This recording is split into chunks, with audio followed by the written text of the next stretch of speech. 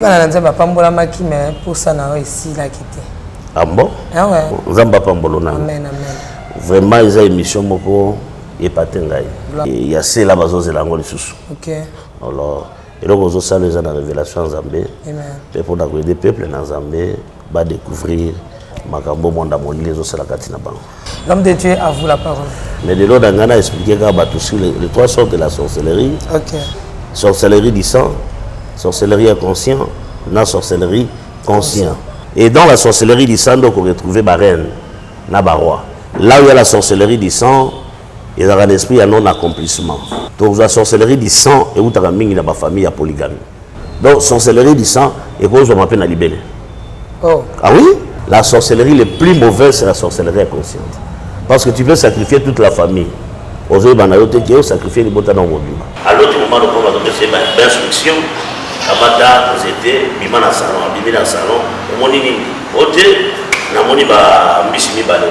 Abi au monde ba mbisi bale. Mais ba mbisi ba déjà ma bina ndamu. Ça la moni. Zoan c'était beta mbisi wala moni. Azui c'était beta mbisi moni. Le matin, na maman mo kalibé, je pakile ba niko bima na zone. Mwana kufi. Mwana nyoso na kata ndamu. Donc moi si nyoso yo ba tsoka zanele. Okolo yo zo bala ye, ba ke makambo yo so tebe. Lorsque vous avez fait que sorcellerie du sang, il y a un peu la case pour moi et tout le temps pour moi.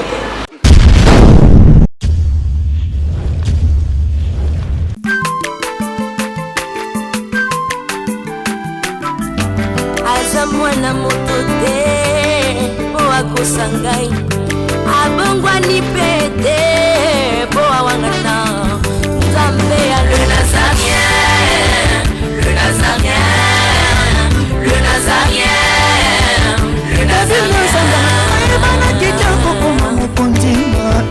Atako babakola ki mafuta na musakolima lelo ya yobolingo bateli le Nazareth lipamboli oyo mona na katembeni mama kantelobi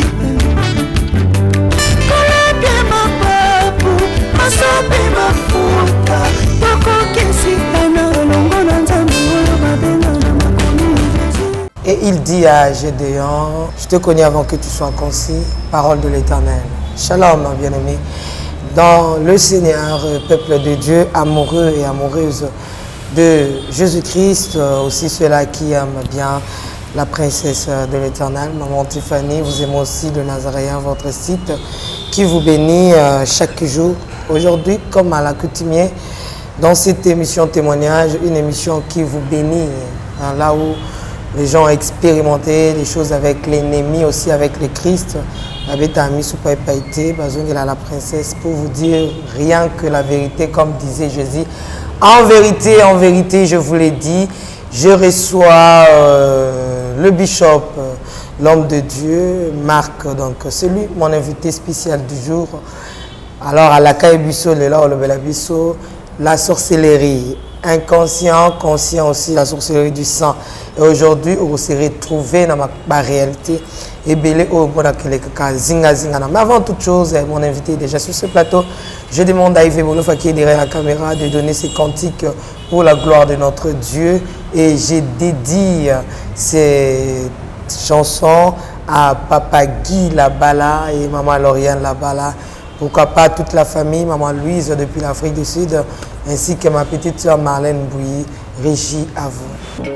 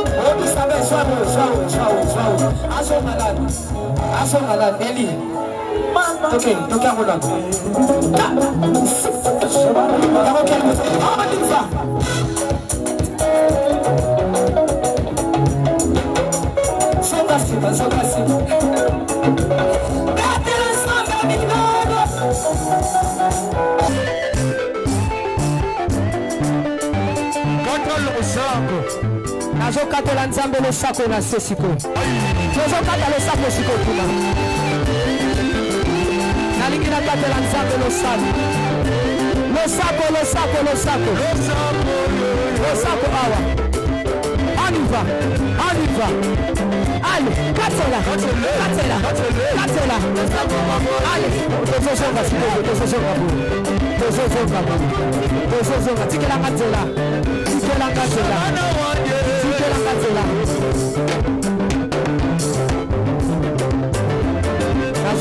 S'il vous plaît,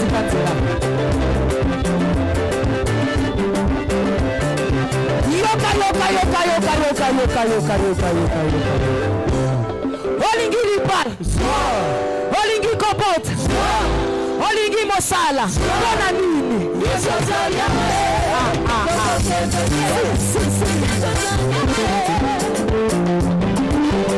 Gloire à l'agneau, gloire à Jésus, nous sommes de retour, ce cantique a fait plaisir. Je sais que Nathalie Moussibou aime bien la chanson. Le sacre à toi, ma soeur de tous les temps, Nekab, ma soeur chérie. Que l'Éternel te bénisse, toi le sacre, maman Betty Kokela depuis les États-Unis, maman Fouré, papa Caïs depuis les USA. Que le Seigneur vous bénisse. Pourquoi pas maman m'a des retours déjà, Naïvi Koza s'est reposé. Au départ, j'étais en train de nous dire que je reçois pour vous l'apôtre, donc disons, le bishop Marc, à qui j'ai dit shalom l'homme. Shalom, maman. Tout mon année sous merci, Zambazaloku, maman Tiffany. Kokutana, les grâce à Zambé. Parce que maman, ça qui est fort, comme les lobes comme bien voté. Voilà. Ah oui, le Zamba Salvation, le Tokutana, qui te commence. Merci, Madame Zamba Pambola Maki, mais pour ça, on a réussi à quitter. Ah bon? Ah ouais. Ok. Pour ça, mais peut-être ce que mon malobi na hote ozui coup de filtre. Non, les émissions moko Zamba Pambolona. Amen. Vraiment les émissions moko epatengai. Gloire à l'agneau. M'appelle l'embisi. Oh. Il y a même bateau sur dans ba prière dans ba pays étranger. Ba koti ma bondeli pour na basingi wana to lebelaki. Il y a cela bazo zelango les sous. OK. Alors et donc aux ça les gens dans révélation Zambé. Amen. Et pour des peuples dans Zambé va découvrir makambo monda molile zo sala katina bango. Oui, malheureusement, vous avez des patients parce que le bishop est juste en passant à Osaka ça et là parce que bandeko bazana posa naie bisika ebele na l'église azokota na bisika donc photos à patients parfois vous en a séminaire na semaine ezolandela msusu na kingasani alors moyena chai show izate donc vous allez na patient to lendam to tike pi baninga balendam to lendam to tike pi baninga balendam po yesu pe akabola kinzoto nae ndam pesa ki mutu mote mobimba yo zwa oyo yango pesa ka ozo eteni yo peso eteni. L'homme de Dieu, à vous la parole. Merci maman Tiffany, je pense que naebi bisika to sukela ki mukolo wana. Mais de l'autre on a expliqué que les trois sortes de la sorcellerie. OK. Première sorte de la sorcellerie du sang, la sorcellerie inconsciente. S'il vous plaît, volume mon. Oui. Dans le Bakina le Belassi les trois sortes il y a sorcellerie du sang, sorcellerie inconscient, na sorcellerie conscient. Parce que ça la batebele ba mona kamanga monete ya sorcellerie ezama seki. Ils ont rendu ça na étape na yango. Sorcellerie du sang et dans sorcellerie moko oyo efrenaka ba vie ya batebele. Et dans la sorcellerie du sang donc on retrouve ba reine na ba roi. Donc ba reine na ba roi bazaba si babalaka bangote. Ba roi pe babalaka pe bangote. Alors bandeko nyonso bazolanda ba yo kango déjà que là où il y a la sorcellerie du sang, il y a un esprit à non accomplissement. Et il y a un limité, à quoi bien, mais il faut se canaliser là. À Tazawa, à ta déplacé à Kemboka Nini, vous allez sentir que la personne est limitée quelque part. Pourquoi? C'est le problème du sang. Et sorcellerie du sang, tu peux retrouver en Wapi. Donc la sorcellerie du sang, et où tu as mis dans ma famille à polygamie. Et puis où tu as mis dans ma chef coutumier. Alors, comme on a dit, il y a des gens bien, on va les bien, pour faire les bien, maman Tiffany, mais moi, je suis à une sorcellerie. Maintenant, vous partagez la sorcellerie dans une famille. Donc, c'est mensignons, oyo kobotama epa na ngai ata napesi basi nyonso baboti omonaka sorcellerie ya makila wana ezolanda parce que ezoutanaka ta semence. Et là où il y a la sorcellerie du sang, sache-le bien que vous avez réclamé de temps à temps. Bon, qui ne bat à maman, moussou, baké boye, mais donc la semence bino bouteli, ils ont déjà na kata qui ne kiamakila, makambo se vous a freiné. Et la kata sorcellerie du sang, on sentit que bateau bazana yango mingi bazana ba divorce. Avant na dibala te, so za mwasi. So za mobala divorce va mingi na basi. Pourquoi? C'est parce que semence ya makila na yoana, ils ont malamu te. Alors, où il a motu ezaki, ils ont motu moko asopa makila na gomba gorgota. Christ na biso kolo Yesu, asopa makila ne po biso to zo bomoy. Donc, ndawu sorcellerie di sa ezali na kosenga na yoka que Christ a tombama, au plus sans âme confiance, a kosunga yo pe a kocha makila na mususu ya malamu. Et donc, mon ngana le baboye, zaboye qui est maman Tiffany, il y a les problèmes dans la sorcellerie du sang. Problème en Wezali. Ça peut être semence oyo, papa après ça qui maman na yo, et ça qui n'a pas bien. Donc quand tout compte ça qui bien. Mais ce que ça qui bien, au moment à côté au botami na yo, mais matrice oyo et yambaka semence wana, et ça na sorcellerie. Donc sorcellerie du sang et cause on m'appelle na libellé. Oh. Ah oui? Donc libérer la maman na yo et puis c'est sorcellerie. Nous sommes dans bateau belé, bah vivre la sorcellerie du sang, bah divorce, magambo belé aussi batera na bango parce que kindoka makila wana ezali. Il faut adhérer spirituel et ça là. Ça c'est un. La sorcellerie est conscient et la sorcellerie moko ya envoûtement. Ils appellent sorcellerie moko ya aveuglement. C'est-à-dire la personne à qui on a envoyé bien. Mais dans la sorcellerie, il faut que parmi les trois sorcelleries, la sorcellerie la plus mauvaise c'est la sorcellerie inconsciente.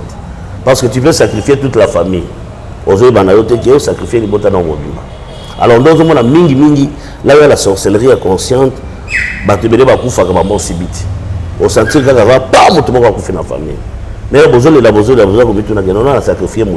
Mais on doit sacrifier, au moins, tant que conscience n'a pas bien.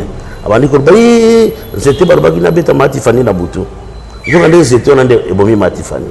Ma soeur, mon frère, si vous avez. Et puis, sorcellerie inconscient, il y a des gens qui songe. Et puis, il y a des gens qui songe. Bato balota bandoto mingi o mona kake azola misuni na butu bato wana mingi soko landeli bango sorcellerie inconscient. Fait avoir et bien noté, et puis bien le mot dit à vous identifier, mais elle sent à elle ou à lui que à mon avis aussi bataille pour vivre na mon ba so je mon gros ya ma bébé.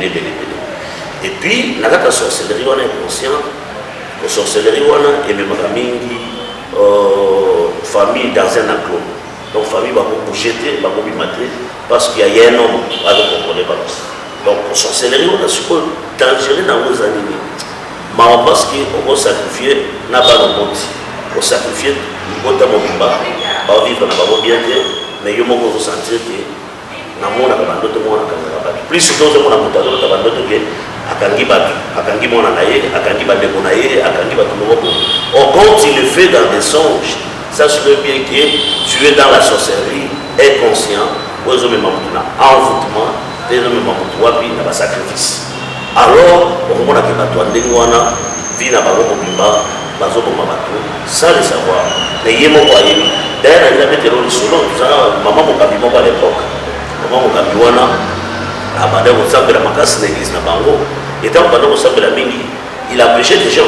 Pas que les colocana le pas pour aller au futur. Et là, le pas voilà, la sorcellerie. On peut se dire que maman a l'air de tout faire par la prière, on va l'air de tout faire par la prière. Sorcellerie consciente et sympathie. Il faut que la sorcellerie inconsciente. Et pour ta la vie. Et là, on est les amis. Donc, on a monde à Bolivie déjà parce que ma stratégie est menée par maman Tiffany, et puis les bateaux dans la gaille. Basali, Basali va dire qu'on va faire un échange, on va dire qu'on va voler. On va éviter le combat au Pango, ça nous tient ma casse. On va dire qu'on va faire un échange. C'est là où la dame a eu la sorcellerie inconsciente. Maintenant, on va dire que l'autre m'a vie de prière, m'a dit qu'on dîner, m'a proposé aussi battre. Un jour, tu as vu comment la maman a sacrifice. Elle n'a pas la nuit, elle a passé. Mais la dame a sacrifié sa fille. La sorcellerie inconsciente. Alors, sacrifier de l'ennemi. À l'autre moment, on va donner ses instructions. Kamata, c'était Bimana Salon, Bimina Salon, au Monini, Oté, Namoni ba Mbisimi Balé. Abi au monde ba Mbisimi Balé, même pas Mbisimi Balé, déjà ma bien dans ça la monnaie. Zoan c'était bêta missionnaire monnaie. Azune c'était bêta missionnaire monnaie. Le matin, on a maman mon calpé, je m'aquille ba ni ko Bimana Salon, on a coufi. Et étant on a coufi, ndé maman mon calpé ba di ko gangani. Et ça me n'a zété, maman no pas ko ça qui d'aille. Na ko ba deux missionnaires so galé, moi na monnaie na monnaie. Voilà la sorcellerie de l'envoûtement. Donc, on t'a dit ça, donc, c'est ça la sorcellerie. Oyo, Esaïa Mabé, Makasi parmi la sorcellerie. Troisième point, sorcellerie conscient, et la sorcellerie engagement, au mouvement, on va saluer ma pacte. La polygamie qui est en train de l'émission sous par verset biblique. Donc, c'est un passage biblique, au peuple de Dieu va comprendre, en selon on est des années. Maintenant, c'est la sorcellerie d'engagement. Alors, vous devez me voir l'imi, à qui est le mot en anglais, à sa papa, dans le monde sorcellerie. Habitons, dans un anglais, problème de santé. Et puis, dans le monde, il y a sorcellerie conscient, et donc, il faut que nous allons pour protéger la famille. Ma bien, comme la famille, ma bien, comme la famille, plus nous devons protéger la famille, la sorcellerie conscient, à nous, c'est le nom de mais la personne qui protège bien, c'est Dieu. Si nous avons protégé bien l'équipe Madame Mougué, nous avons famille dans la sorcellerie consciente. Et puis, la sorcellerie consciente et la sorcellerie à vision. C'est-à-dire que nous avons la sorcellerie consciente, avant on a vision, on voit que les voyages. C'est lui qui informe maintenant les informations de toute la famille. À mon avis, on va à la wapi, mais hier, je vais faire avec les voyages, on va la qui s'est venu. Nous avons ça la voisine. Dès que vous avez en tout cas, dès que vous savez faire, malalement à informer, il y a un il y a des maladies permanentes, on la voix, des maladies permanentes, on va tirer la cabatou, on a ça, la vie à Téléma. Donc voilà les trois sortes de la sorcellerie, nous avons mis ma vie à bateau, et puis il y a un cas qui a beaucoup de barrières dans la roi. Moi, je suis en train de donc moi, si nous sommes bâtis dans la mer, on va aller au Zobala, il va te demander sur les bébés. On a mis ça les bébés, alors on a ça, on a un problème. Barrière, l'union soit dans la sémence à sorcellerie à Makila. Si il y a des choses constatées pendant la mort, dans l'esprit dominatif, donc on va dominer les balles. On va la voir quitter, quand il faut aller au bas. Donc Makila, on a une sorcellerie, les gens ont pu se forcer à Lyon, à l'IGA pour agresser au bal, on les fait sauter dans les autres balles. Et puis, barrière, il y a yo, par exemple, quand il y a Makila et sorcellerie, on va y ça là, tout le temps, on a la mouille. Mais l'exercice, quand on va se retrouver, on va la sexualité. Pareil, on va dans la sorcellerie. Donc, et pas naïe, ma belle a baladé.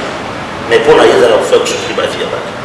Et puis, si on va dire, on va dire, on va dans Makila et sorcellerie, on va dans au Mali, on va dans so chérie na bani na ko yebi sayo no ko donc sur ko la mais on prend la bombe et va donc ça dans les sous so ko tune na ko le te ko de na to le pas ta bosse na to le pas na ko na gars na to le pas petit faire pourquoi c'est parce que les sangs là ils ont permettre yété qui afana na mosi normal donc on va tout même na bombe mapaya na bombe na biso yo acha ba sur ko la bitanga oh la rotation c'est la mission ala na est ko ba roi ba pesa ya il a pour dominer la musique va vous dominer, il faut pas la dominer.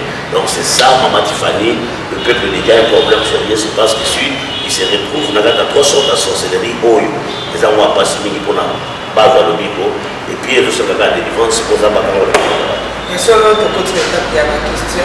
Oui. Lorsque vous avez fait que sorcellerie du sang, il y a un peu la question pour moi, et donc parce que lorsque nous parlons de la sorcellerie, tout le monde a avec une sorcellerie, c'est Kapumwaka, c'est qui est Kaka. Maintenant, lorsque vous parlez de la sorcellerie par contre du sang, est-ce que Ndoki Makila a Pumwaka? Non, il y a Makiti na ba mesa. Ah, atanya ukondoko. Na mona yo. Na chayo na mwamba. Na minito na kata bena katikata saka fufu. Oui, alors est-ce que tu bonjour. Boni. Et l'autre côté, et puis qu'il y a mon bureau à travailler tes micros. Donc, dès que tu as un galère à niveau 0. Tout ça là, oui. Moi, il y a un bon vraiment mingité. Mais dans autre chose, labino, moi, mon tio, dans un agence, mon robot, Nazareta. Sarita qui dit sérieux. Oh. Maman, comment est bon donc yo pesa au fouti mbongo kuna partir à poto biso to ya to jibilo. Na bengi ya Scotty. Agence moi ifongami comme na Nazareth. Na kufie. Agence lisusu. Ndeke sansu mulongo kuna. Pour cela susu. Kuna iza mamba mulongo te. Yesi afuti mbongo kuna partir à poto biso tozoke ko récupérer biloko oli. Ah tika boyeko. Yiso mona makama bongo na monte. Bat pape simbo kuna biloko ko récupérer biloko oli na agence. Ezalaka. Mais yango ibandi. Maman. Leki nanga yebisi ngai mena ndimite. Na lingi na mona ki mona mbeso. Poli kamba boye. Na monde na ne salamate. Mama yebisa ngai. Ba pesi mbongo kuna biso to récupérer biloko kolia awa. Ya solo boutique Nazareth ezali boutique où ezali à distribution ya produits alimentaires. Ah! Na sali poto sunga bandeko oyo même ba oyo bazana na peu de ressources. Comme les boyés de bandeko bazana niveau à Kinshasa même avec un petit rien. Donc à partir à $10, $15. Donc si on a un bon côté, nous devons nous apporter au sungayo à uzuka biloko kolia. Eh maman Nazareth nzamba pambola ya bakise mikole belé awa na sena mokili. Et bongo awa tozawa poto yeba adresse awa. La boutique Nazareth a été ici à Kubungate, toza sur avenue Monkoto numéro 1, direction Elengesa. Face à face na église catholique Saint-Vincent. Ah, direction Elengesa, Monkoto numéro 1, à face de l'église catholique Saint-Vincent. Ah, Saint-Vincent d'école. Bon numéro de téléphone, vous en avez déjà vous en avez, vous avez 3 numéros pour Paris, vous avez un numéro pour la Suisse, vous avez un numéro pour la Suède. Ah! Non. Nazareth, nous allons la Congo Sili. Julia, nous allons kangisa kia fufu. Eh, ya modé, yo bandika na fufu. Oui, pour la Nazareth, tu as un système en bimbi, na mbongo shingo. Bon, ok. Vous allez sérieux. Ça c'est du sérieux. Savourer l'amour de ce Dieu-là.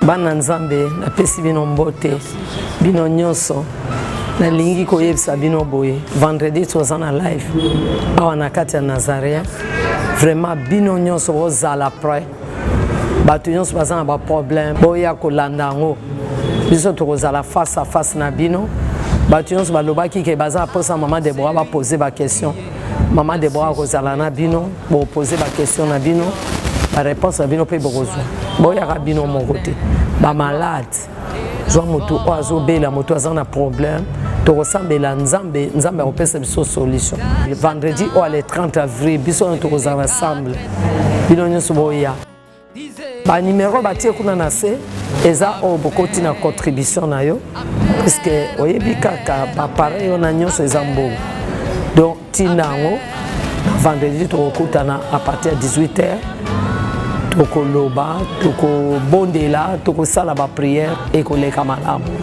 nzambe apambola bino na kombo na Yesu Kristo jamakila pour rater yoki mais le cœur pour rater sorcellerie comme ça là comme ça parce que bien par rapport à makila par rapport à ça quoi le problème non l'envoûtement c'est quelque chose de la sacrée on t'a à bâtir quelque part pour comprendre la personne. Vous comprenez? Et maintenant la sorcellerie du sang, c'est une sémence où ils ont injecté. Mais si tel est le cas, c'est que tout le monde a la sorcellerie du sang. Mais oui, parce que, quand on utilise ça pour la famille, alors ils ont quitté la maquille. Ils ont quitté. C'est pour comprendre c'est l'homme mieux, au monde, il y a un ça, c'est vraiment ça.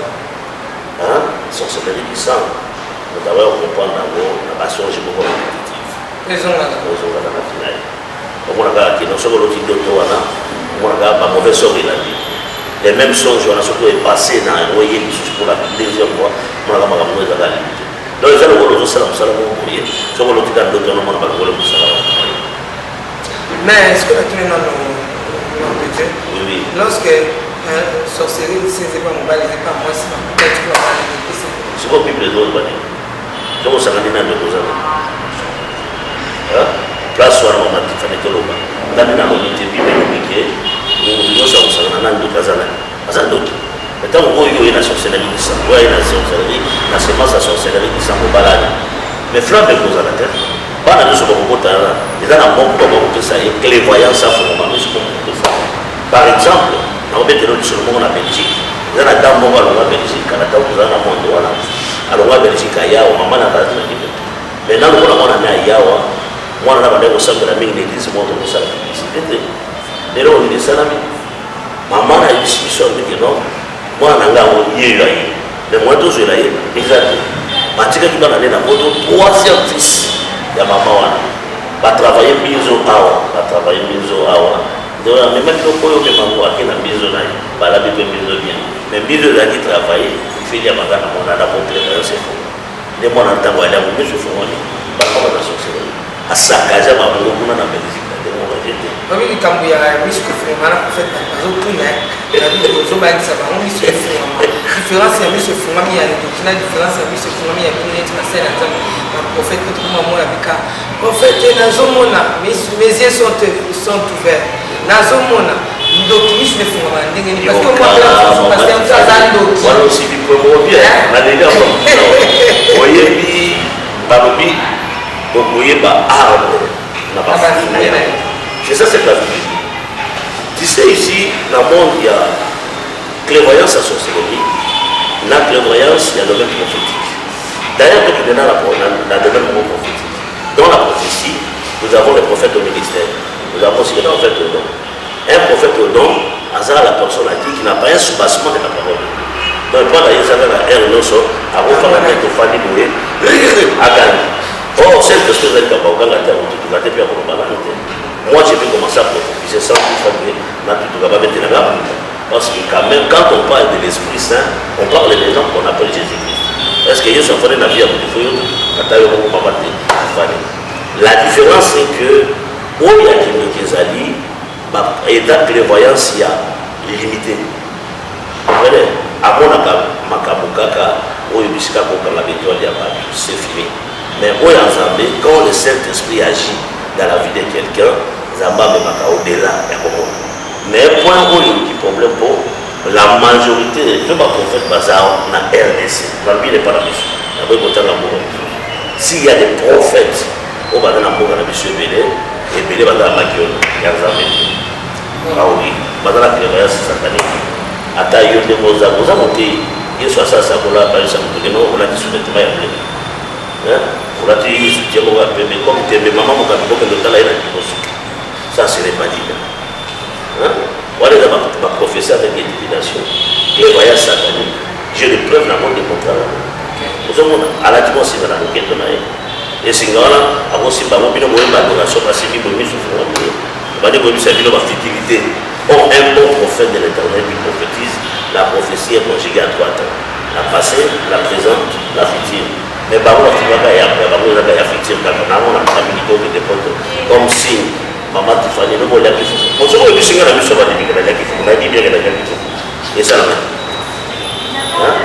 Où il y a Zambé, là où l'éternel Dieu utilise quelqu'un dans la prophétie, dans la niveau de clairvoyance, vous allez sentir qu'il y a un soubassement de la parole.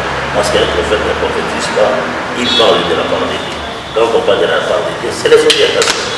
Voilà, toujours la sorcellerie dans du sang. Donc, sorcellerie du sang, la sorcellerie du sang. Et comment la maquille à mon tour, nous avons condamné na mot à kufa na mot. Est-ce qu'ils ont fait la sorcellerie du sang? La sorcellerie du sang, c'est ce que j'avais dit, je viens de dire dans Genèse Nalaï.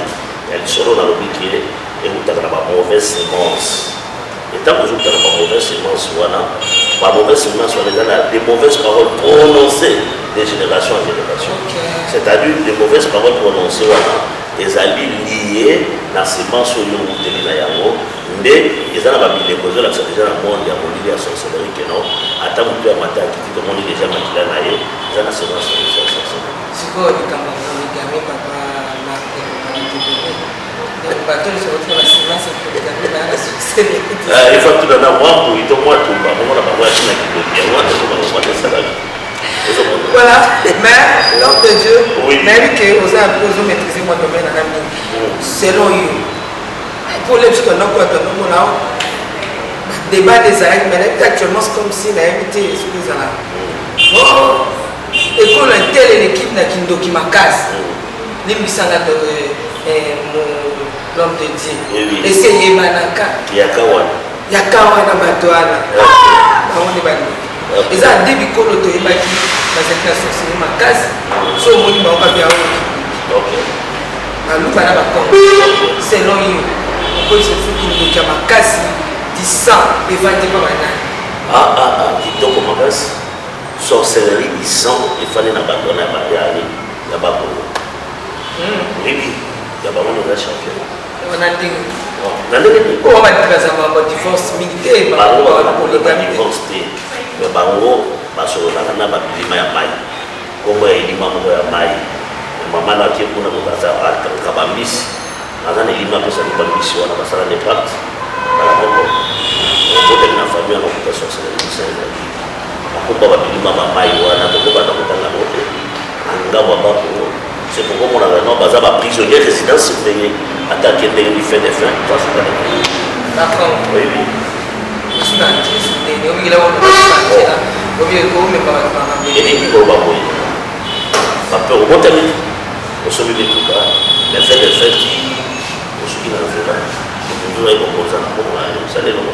Dans la marque, tu as dit sorcellerie de Samba Congo de Mali. Est-ce que vous n'êtes pas un Congo? Il y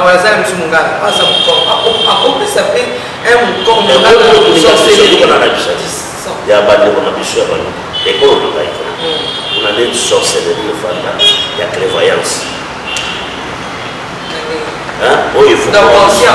Conscient. Dans moi, on a une sorcellerie conscient. C'est la on a faire. Yozaleki nganaza ya pe yozala ya mais maman na biso atikela biso nzungu et na nzungu wana sorcellerie to poni entre biso balena na chef yo fani nango et tant de fani nango ndana foto za mwasi na kubali ata yo bali mbali no susu na bali mwasi na kusu na bote bazana bali mwasi et ça va passer oui dans la sorcellerie sikoyo komona ndenge nini bana na yo toyokani boye bana na yo bamutanga klasi mingi te me batanga betwala kobana me batanga ville pousse me bana ngai bana na bakoka balicencie bagraduer mosala ezaki oyoki mokolo nyonso tokutana bakota famille omonaka pango te tola ngai yanaka lelo me panda la bikosaka na to sokoyebani mpona bango lor ya sorcellerie donc totie bana na aza nango bazali tata mwasi na noko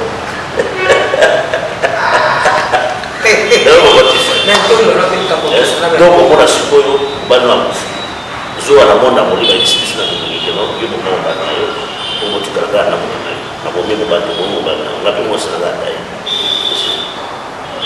yo ozoprotege baoyo ayo atokoti 8 baokufa chaque année basacrifice mo périodique ezosala epanaka kope oyoka balisansie na bande bafana esika mobali mais moto anzambe mpona makundaka na sorcellerie ti sa eza makambo kingami mais lorsque moto akosona bilima yabi ke bato bakolanda biso bachrétien baolanda babouddiste balandaka bamusulman balandaka bato mpe l'église de noir balanda bango baye koloba na biso te okende sala bilima ma eza bavaleur okokana ti koza baafricain oui wana bon yebaka ke chaque biso baafricain ya la sorcellerie na mitimo nyonso africain il y a la sorcellerie.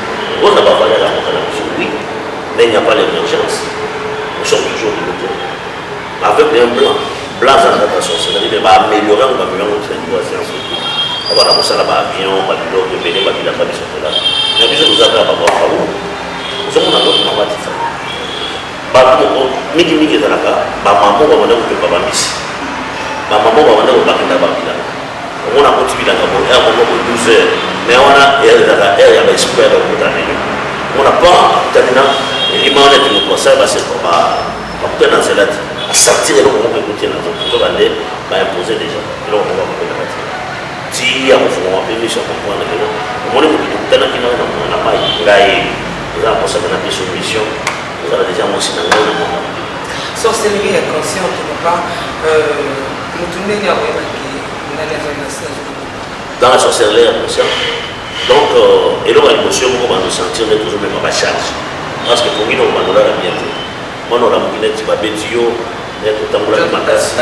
Donc, il va dire, pour le yozo, la moutabou, comme on dit, passe à ma casse. Il va dire que on a utilisé que la chef.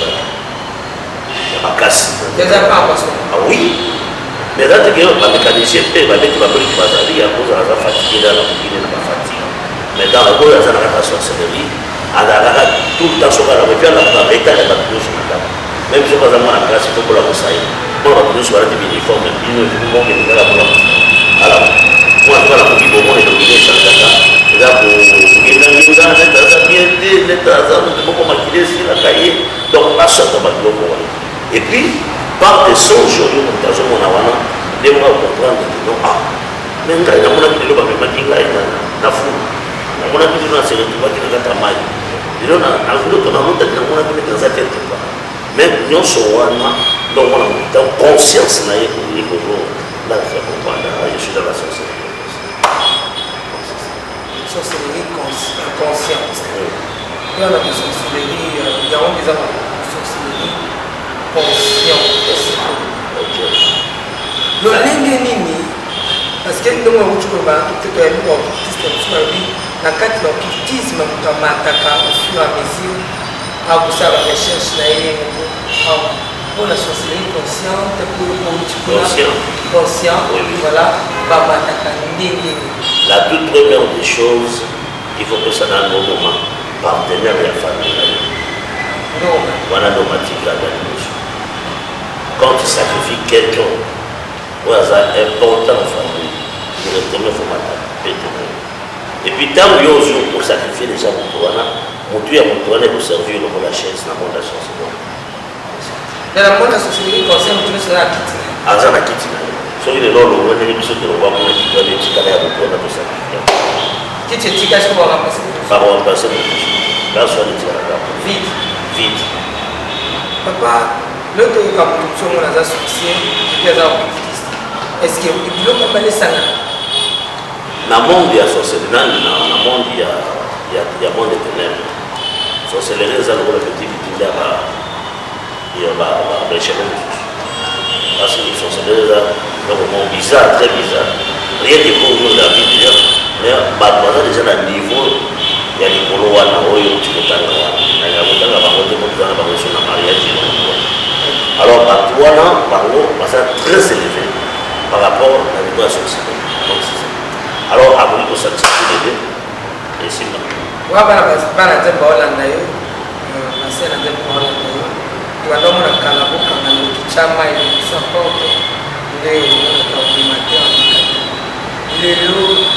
c'est bon, on a vu bien. Dans mon but, il va aller dans la carte à la conseillère, alors que les projets vont la faire. Non, il y a pas qui dit là, mais ça. Ah, atanya ukondoko. Namona yo. Nachayo na mwamba. La minute on a 4 abena katikata saki ya fufu. Oui, alors est-ce que tu bonjour. Boni. Et l'autre côté, et puis qu'il y a mon bureau à travailler tes micros. Donc dès que tu as un galère à niveau 0. Tout ça là boy. Moi il n'a pas un bon vraiment mingité. Mais nazo chez la bino moi mon kio naza nango na agence mon boy Nazareta. Sarita qui dit sérieux. Oh. Maman, comment est bon donc yo pesa au fouti mbongo kuna partir à poto biso to ya to jibilo. Na bengi ya Scotty. Agence moi ifungami comme na Nazareth. Na kufie. Agence lisusu. Ndeke sansu mulongo kuna. Pour cela susu. Kuna iza mambo mulongo te. Yesi afuti mbongo kuna partir à poto biso to zoke ko récupérer biloko oli. Ah tika boyeko. Yiso mona makama bongo na monte. Bat pape si mbongo kuna biloko récupérer biloko oli na agence. Ezalaka. Mais yango ibandi. Maman, leki nanga yebisi ngai mena ndimite na lingi na mona ki mona beso poli kamba boye na monde na ne salamate. Maman, yebisa ngai. Ba pesi mbongo kuna biso to récupérer biloko kolia awa. Ya solo boutique Nazareta, ezali boutique où ezali à distribution de produits alimentaires. Na sali poto sunga bandeko oyo même oyo baza na peu de ressources comme on a été bandé colon baza niveau à Kinshasa même avec un petit rien. Donc à partir à $10, $15. Donc si on a un bon côté, nous devons la porte à Gosunkayo, à Ozuga Bilogolia. Eh maman Nazareth Nzamba Pambola ya bakise mikole belé awa na sena mokili. Et bon awa tozawa poto yeba adresse awa. La boutique Nazareth a été ici à Kubungate, toza sur avenue Monkoto numéro 1, direction Elengesa. Face à face na église catholique Saint-Vincent. Ah, direction Elengesa, Monkoto numéro 1, à face à l'église catholique Saint-Vincent. Ah, Saint-Vincent d'école. Bon numéro de téléphone, vous avez monté déjà, vous avez on a 3 numéros pour Paris, vous avez un numéro pour la Suisse, vous avez un numéro pour la Suède. Ah non, non, non, non, non, non. Nazareth, vous allez la Congo Sili. Julia, vous avez Kangisa qui a foufou. Il y a modé, il y a foufou. Oui, pour la Nazareth, tu as un système en bimbi, dans Bongo Shingo. Bon, ok. Vous allez Silio. Ça c'est du sérieux. Non, il y a pas qui dit là, mais ça. Ah, Atania ou Kondoko. Na mona yo. Na chayo na mwamba. Na minito na kata bena katika tasaka fufu. Oui, alors est-ce que tu bonjour. Boni. Et l'autre côté, et puis qu'il y a mon bureau à travailler tes micros. Donc, dès que tu as un galère à niveau 0. Tout ça là, oui. Moi, je suis un bon vraiment mingité. Mais je suis un bon moi, je suis un agence Nazareth. Sarita, c'est du sérieux. Oh. Maman, comment est bon dans YouTube, ça au foutu bon, tu n'as partir à Poto, biso to ya to jubilo. Na bengi ya Scotty. Agence moi ifonga mi comme on Nazareth. Na kufie. Agence lisusu. Naka sansu mulongo kuna. Pour nous là susu. Kuna eza mamba mulongo te. Ye si afuti mbongo kuna partir à Poto, biso tozo ke ko récupérer biloko oli. Ah tika boyeko. Yeso mona makamba bongo na monte. Bat pape si mbongo kuna biloko ke récupérer biloko oli na agence. Ezalaka. Mais yango bandi. Maman. Deki nanga yebisi ngai mena ndimite. Na lingi na mona ki mona mbeso. Poli kamba boye. Na monde na ne salamate. Mama yebisa ngai. Ba pesi mbongo kuna biso to récupérer biloko kolia awa. Ya solo boutique Nazareth ezali boutique où ezali à distribution ya produits alimentaires. Ah! Tosali poto sunga bandeko oyo même oyo baza na peu de ressources comme on a été bandé colon baza à niveau à Kinshasa même avec un petit rien. Donc à partir à $10, $15. Donc si on a un bon côté, nous devons la porte à Gosunkayo, à Ozuga Bilogolia. Eh maman Nazareth Nzamba Pambola ya bakise mikole belé awa na sena mokili. Et bon awa tozawa poto yeba adresse awa. La boutique Nazareth a été ici à Kubungate, toza sur avenue Monkoto numéro 1, direction Elengesa. Face à face na église catholique Saint-Vincent. Ah, direction Elengesa, Monkoto numéro 1, à face à l'église catholique Saint-Vincent. Ah, Saint-Vincent d'école. Bon numéro de téléphone, vous avez monté déjà, vous avez on a 3 numéros pour Paris, vous avez un numéro pour la Suisse, vous avez un numéro pour la Suède. Ah! Non, non, non, non, non, non. Nazareth, vous allez la Congo Sili. Julia, vous avez Kangisa qui a foufou. Il y a modé, il y a foufou. Oui, pour la Nazareth, tu as un système en bimbi, dans Bongo Shingo. Bon, ok. Vous allez Silio. Ça c'est du sérieux.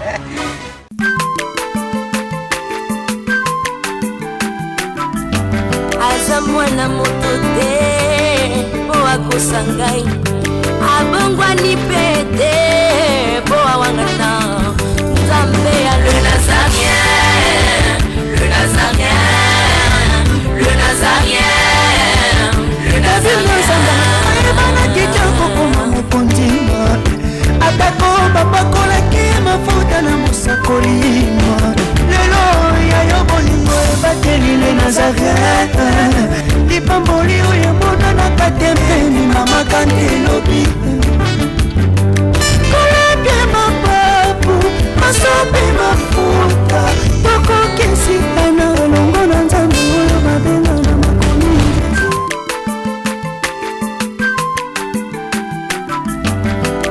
mwana moto te po akosa ngai abongwani pe te po awangana